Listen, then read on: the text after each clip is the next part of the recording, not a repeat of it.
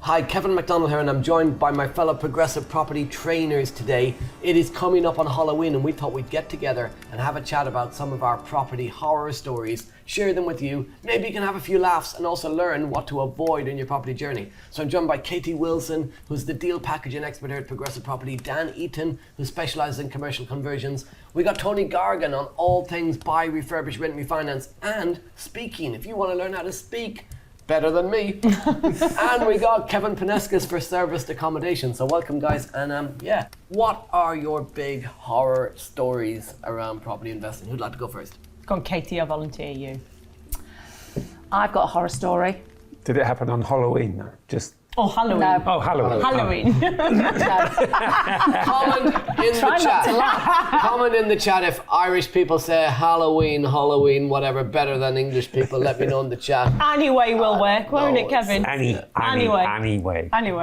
Sorry, Katie. Anyway, Katie. Horror story. I did get chased down the road by a drug dealer stroke cage fighter once in my deal packaging life. Why? So I was going with an owner of a property that had taken his house back from the tenant, who was a cage fighter. We didn't know he was a drug dealer at this point, just a cage fighter. And we got access to the property because legally he had evicted him and he'd left. So then we got the locks changed, we got in the house, and I started walking around the house because I'm viewing it to buy it, because I bought it at a discount, we've already agreed the price. And as I got to the loft, I found tens of thousands of pounds worth of plants. What, like, did you package them as well? Drugs. No, drugs are not included in this deal. I realised that he hadn't left if he'd left all those plants. And as I was at the top of the house in the attic room, I could hear Freddie, who owned the house at the time, in the basement shouting to me, "Kate, you need to come and see this." And as I went down into the basement, there were even more plants. And I said to Freddie, "We've got to get out of here because he's not left these, he's coming back." And as I came down up the stairs, I heard this deep voice, because there's the locksmith in the door, me and Freddie are in the house, and then I heard this deep voice going, "So you're in then?" I was like, in my stilettos, I bolted out the back door. It was like a mid-terrace house, but it had there was a split between, so it was actually a semi. So I'm shimmying, so it's not a terrace house at all. Property expert. It's a semi-detached house. Property expert. It was. And I'm shimmying in my stilettos down the little alleyway, checking if it's clear. I saw a man at the door, I'm just bolted, and it turned out it wasn't the drug dealer, it was the next door neighbour.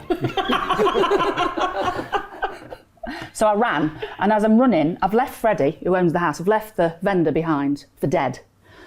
And I was on the phone to my mentor, David Siegler at the time, and he's like, "So what's happened with the vendor?" I says, "I've left him." He says, "You've left him for dead?" I said, "Yeah, save yourself." So anyway, then the vendor then tries to ring me. So I was like, "David, I've got to go because the vendor's ringing me back. He's obviously not dead." So I answered the phone.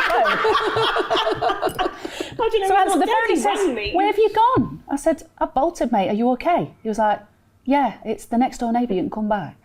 So as I came back, there was a woman stood. So we'd rang the police turned up, seized all the drugs.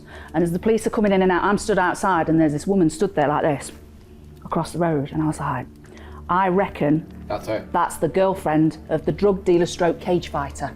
She looked rough. You know when you know you'd be beaten in a fight? I knew I'd have been beaten. So what I thought was I'd test the water.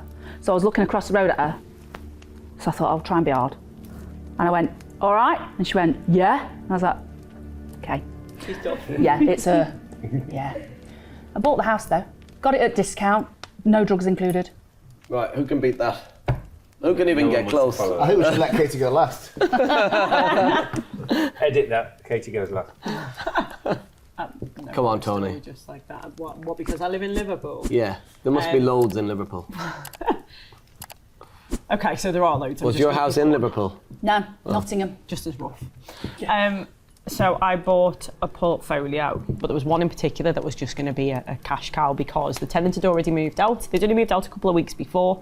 So we thought, well, this is going to be in half decent condition if a tenant has been living in it.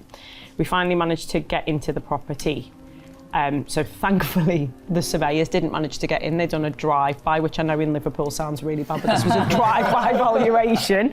Had a little look at the outside, and from the outside, this property looked okay. When we walked into the property, well, first of all, the smell to hit you was just horrific. And so I'm thinking, oh, you know, is something dead in the property? It smells like something's died in here. We opened the door, we had a little look. It was only a 2 up, 2 down. So we walked through the living room, which doesn't look too bad. The smell starts to get worse. We walked through the kitchen, and in the kitchen, like the tenants, how people had lived in this property, I have no idea, because it was in horrific condition.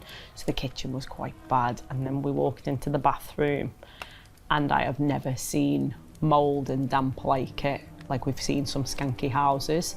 The lintel was disintegrating.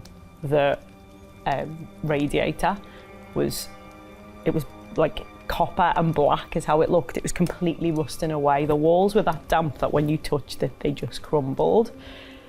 It was not in the best of condition. It was a horror story. However, a bit like yours, turned out quite well, because the drive-by valuation gave a full valuation on the property at full market value. We sold it on for not much less than market value. And they turned it into a lovely little 2 up, 2 down, which I spoke to him just a couple of days ago. It's been rented out for the last 18 months, so it was a horror story, but not quite like Katie's. That's the most tame. Yeah. Who'd like to go next? Okay, I'll go next. My horror story is very well timed for our Halloween special. Is that like a Halloween special? It's like a Halloween special, but it's more scary. Okay. So as Kevin said there, some of the things that I do, I am a developer and I do conversions and I do new builds, etc. 1 second. British Gas. That's a horror story, man. Right there. That'd be a bill. So I do development. So one of the things I do is I bring back those commercial buildings that nobody wants.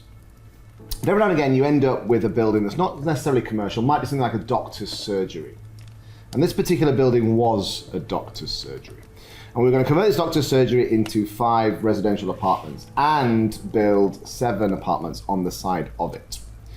Now in this doctor's surgery, an 1800s Edwardian mansion, was a basement. Did it have a trap door? Yeah. You're actually good at telling this in a horrific way. Yes. Don't you wait till we get to the story. And in this basement, which hadn't probably been accessed for many, many years. And it's a kind of basement that's, you know, the ceilings are quite low. They've still got the old meat hooks that hang down from the ceiling. They've still got the old scary. butcher's slab in the cold store part of the house. Still with the, what could only be described as the blood stains from those butchered carcasses in the stonework. In the corner,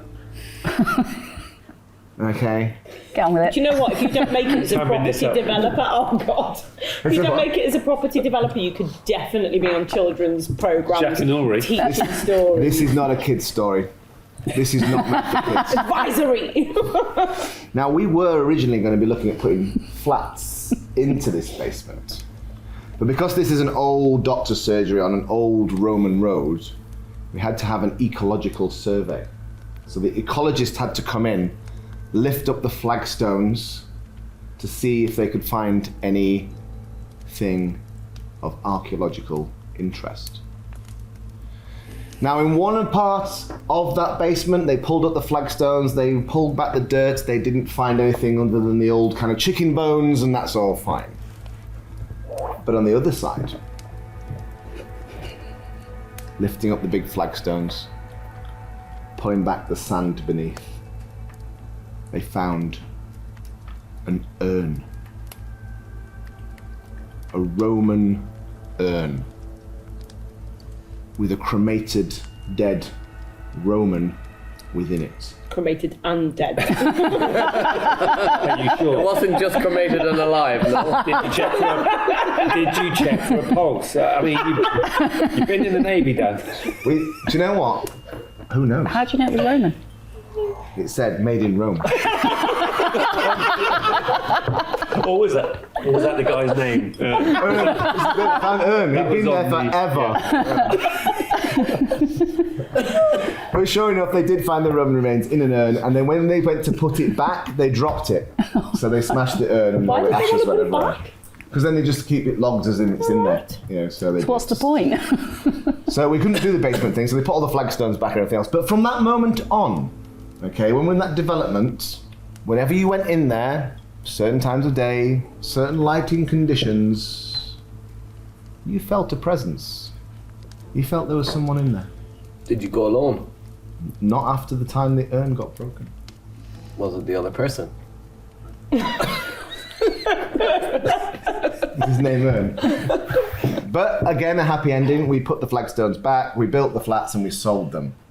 So now, Is that London Road? yeah. So now, every time I drive past it, and I see another for sale board up, I think, Yeah. I wonder if there is something in that building now that was contained in that urn. We'll never know. Top that. But it was the storytelling part. I know, he was so into it. I'm not going there. I'm not going there. I'll talk about a house that I bought that was dismissed by Caroline's family for looking like a haunted house. It was the ugliest house that they had ever seen. And Caroline and I definitely decided we're going to get that house. It's literally shocking, the state of this house. And it's not in a posh area as well. So you talk about Bronx versus Manhattan.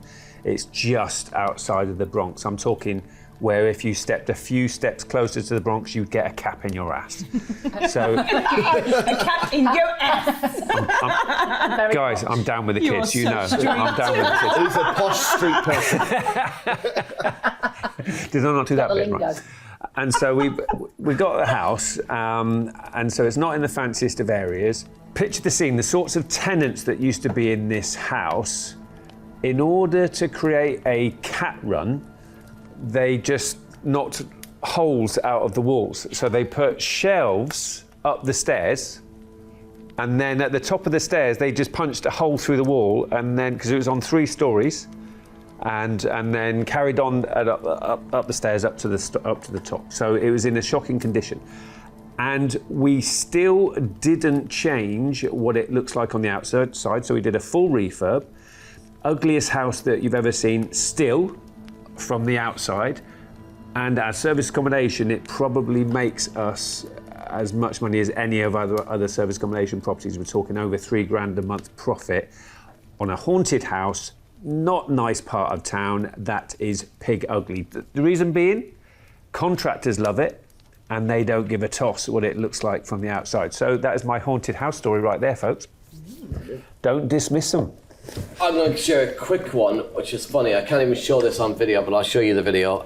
It's a horror story of one tenant sending me a horror story because it was a complaint from a tenant in a house of multiple occupation about one of the other tenants. So anyway, if you pictured the tenant sitting in the kitchen, just relaxing, and another one of their housemates decides to come downstairs and cook for them. And they sent me a video of the other tenant cooking, and this is the video. 1 second. Oh, the brown. You sure it's not you? Oh, yeah. So I'm not sure if you can pick this up on camera or not, if you're allowed. So it's a tenant in Undercrackers. I think ladies stained underwear on a man, probably. Not that the ladies would have stained it, but it's a stained underwear that it does look like knickers, no? They do look nice. Where? Yes. Anyway, I mean, the horror was obviously the tenants, but the other horror was mine, because I then had to go and speak to the tenant about why they shouldn't be doing that in front of. It's not the pants that are the issue, it's the fact that he has socks and sliders on. Socks and sliders. Socks.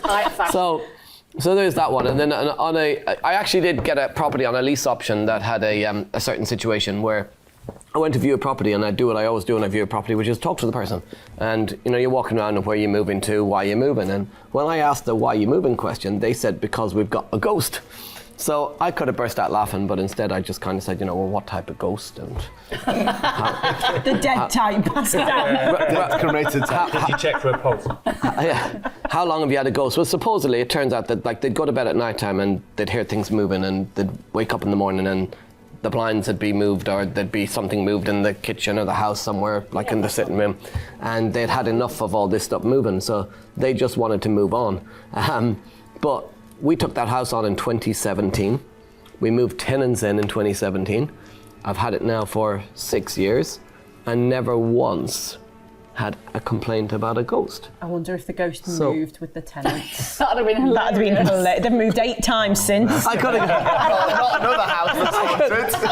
Can we be this unlucky? I could have got a forwarding address and then just shut up again and go, need any help?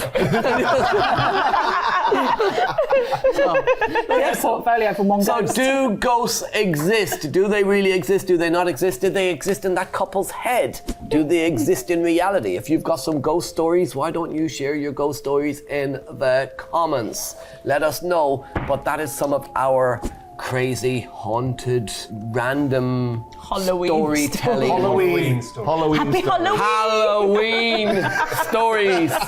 If you like this video, make sure you like, subscribe, and hit that notification bell so you do not miss out on more scary property information from Progressive Property. Happy Halloween! It says Halloween! Anyway.